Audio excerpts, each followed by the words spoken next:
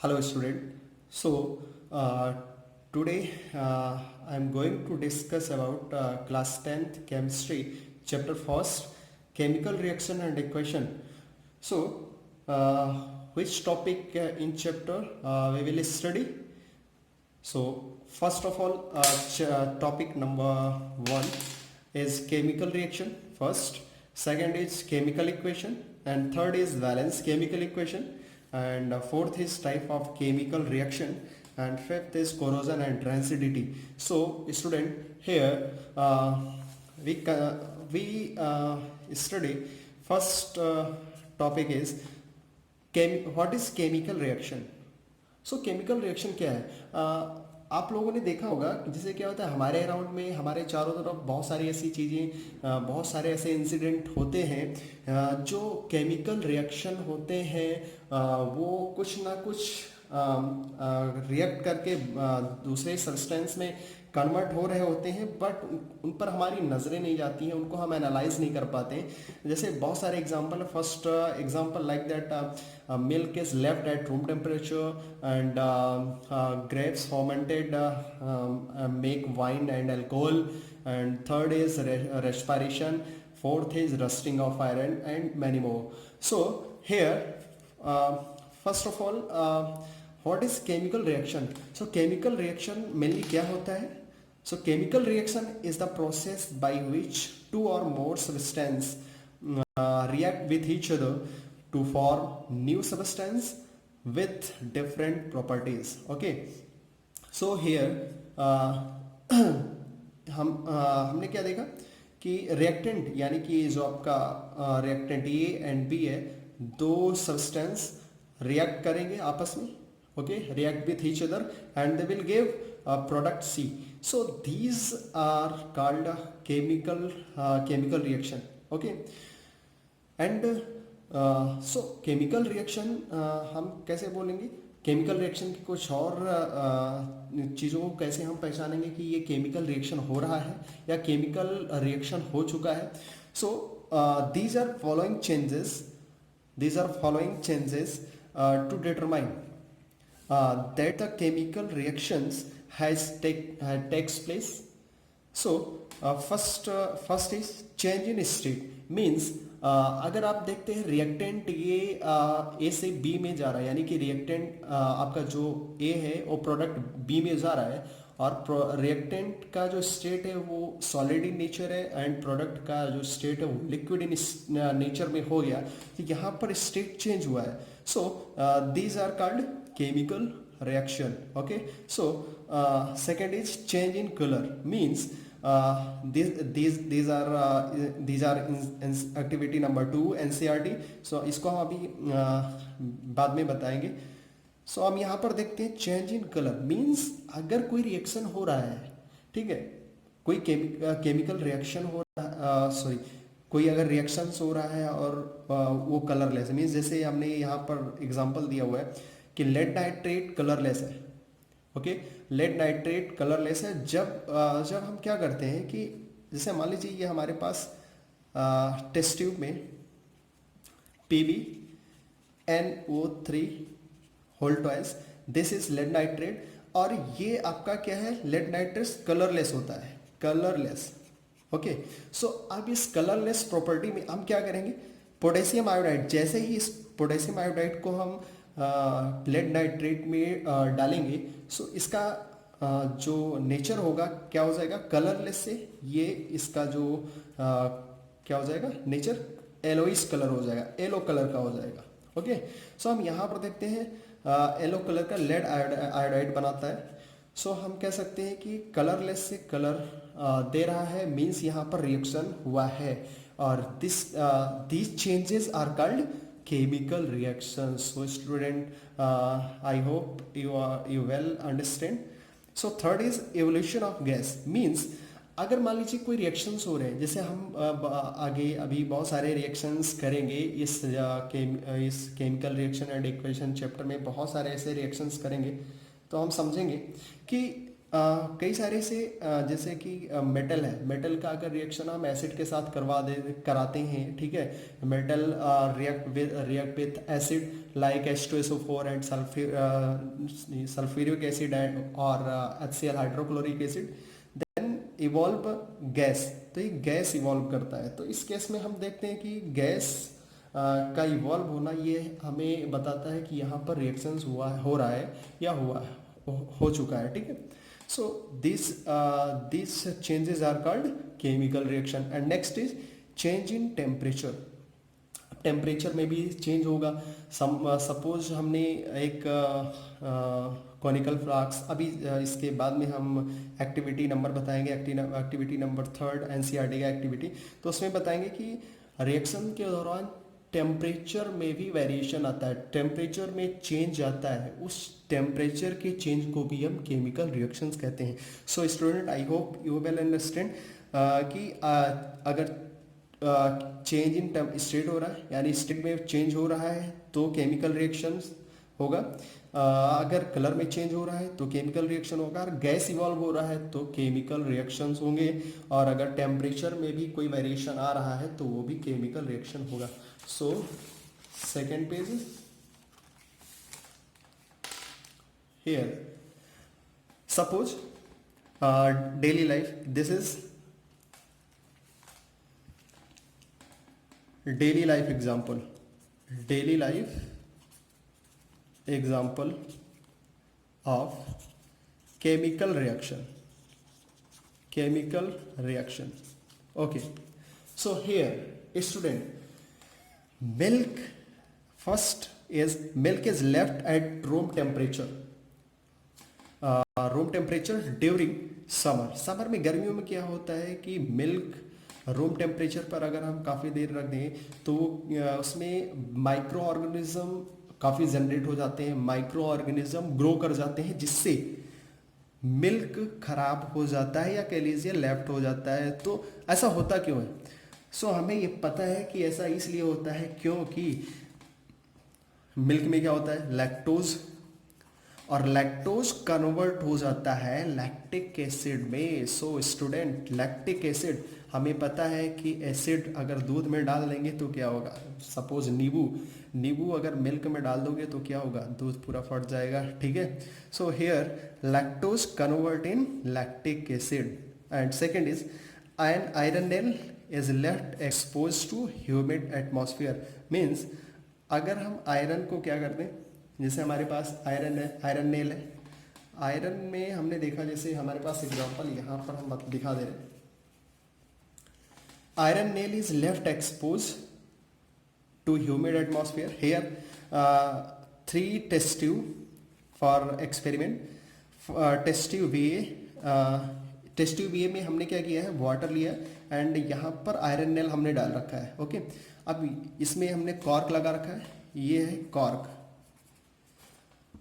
इसमें होता क्या है कि चूंकि यहाँ वाटर भी है, वाटर में हमें पता है कि वाटर में ऑलरेडी गैसेस होते हैं, तो वाटर में गैस होते हैं तो गैस लाइक O2 होगा, O2।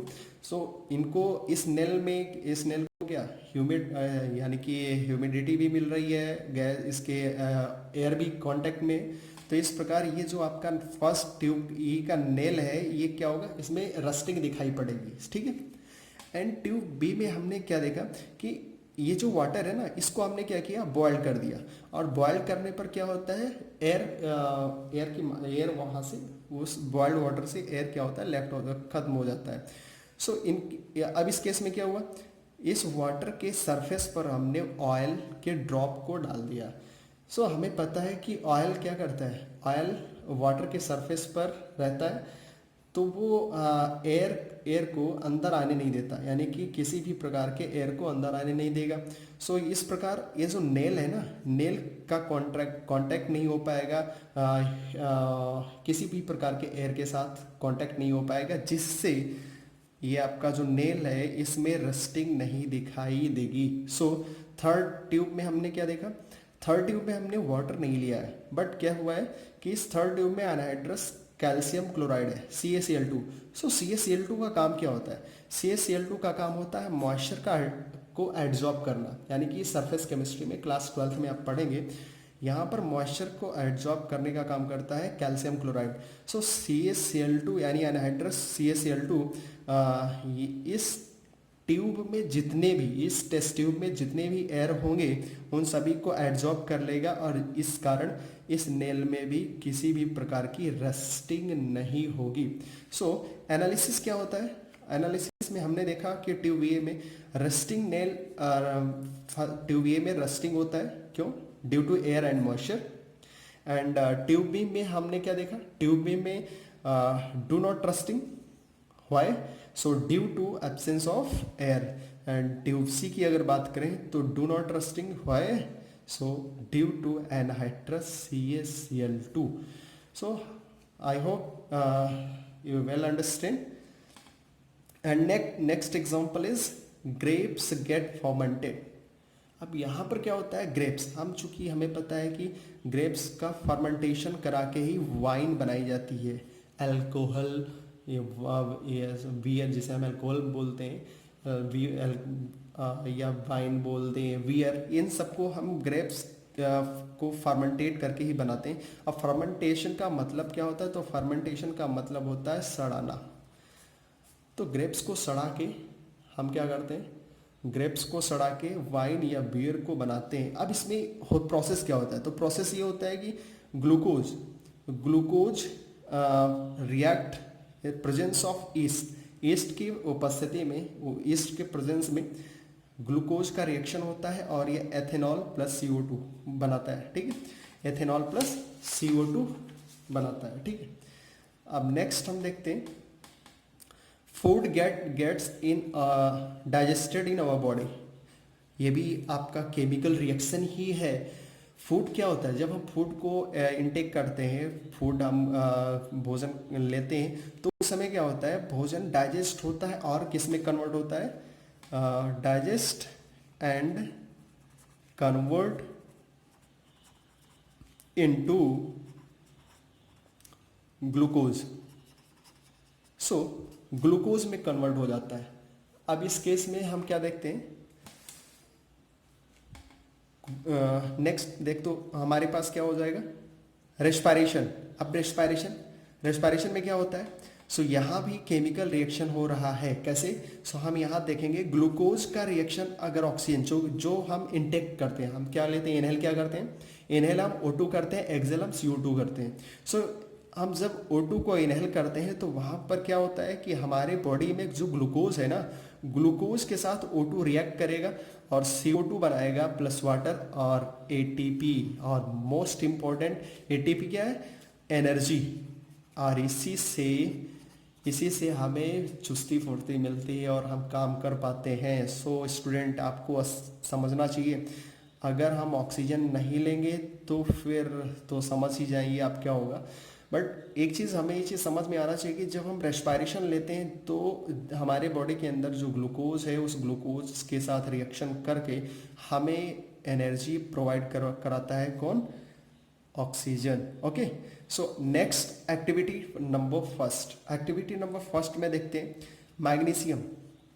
Okay, so activity number first अगर बात करें तो यहाँ पर हम देखेंगे कि हम मैग्नीशियम रिवन अगर O2 की यानी एयर में, ठीक है, बर्न किया जाए, magnesium ribbon burn in presence of air, तो एयर की उपस्थिति में अगर मैग्नीशियम को हम बर्न करेंगे तो क्या होगा? मैग्नीशियम ऑक्साइड का फॉर्मेशन होगा। ठीक है, सो अब यहाँ पर हम इंपॉर्टेंट चीज़ देखते हैं। क्या? हमने केमिकल रिएक्शन तो पढ़ लिया, अब केमिकल रिएक्शन के बाद हम केमिकल इक्वेशन भी देख लें क्या होता है। तो केमिकल इक्वेशन में हम देखेंगे, chemical equation is the symbolic representation. क्या है? सो chemical equation is the symbolic representation of chemical reaction, यानी केमिकल रिएक्शन जो अभी तक हुआ है, अभी तक हमने जो पढ़ा है, केमिकल रिएक्शन के एग्जाम्पल्स बहुत सारे पढ़े हैं, उन केमिकल रिएक्शंस का सिंबॉलिक रिप्रेजेंटेशन ही केमिकल इक्वेशन कहलाता है। अब उसको हम सिंबल के फॉर्म में या फार्मूले के फॉर्म में हम क्या कर सकते हैं? रिप्रेजेंट कर सकते हैं। सो स्टूडेंट आपको अच्छे से समझ में आ गया होगा कि what is chemical reaction and what is chemical equation. So activity number 2 NCERT, this is NCERT activity number 2. So here lead nitrate react with potassium iodide, they will give product KNO3 and PbI2.